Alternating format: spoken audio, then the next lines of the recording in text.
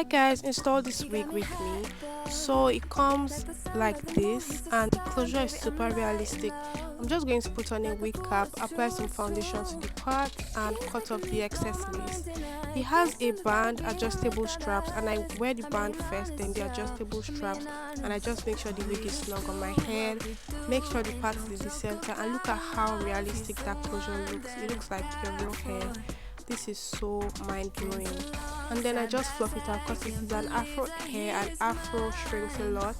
I'm just making sure it's even on both sides and it looks super natural. It's very lightweight in texture, and I also rock it as a side part. You can wear this wig in different ways, anyhow you like, and the side part is really giving, like it's so pretty. I really love this so much, and this hair is so light, like it's so light for how bulky it looks. 10 over 10 for me. Which side do you guys prefer, side part or middle part? Let me know down below. Bye.